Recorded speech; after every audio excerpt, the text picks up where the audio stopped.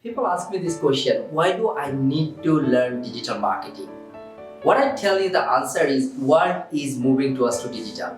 Doesn't matter what business you are in. Everything is changing. Think about in 5 years before, right? We never thought about the whole e-commerce. We never thought about the whole e-commerce. We were thinking about the traditional business. But now everything is changing. People are talking more about Facebook, Instagram, LinkedIn instead of our offline marketing. So if you know the digital marketing, doesn't matter regardless what business you do, you can sell, you can promote, you can brand your product and you can promote yourself in the social media, and you can utilize the social media for any business you do. So I always tell people, doesn't matter, it doesn't need to be, you need to be a freelancer or you need to be an entrepreneur. What I tell people, if you have got business, you are in the business, learn the digital marketing and it will help you to grow and sustain your business for the future.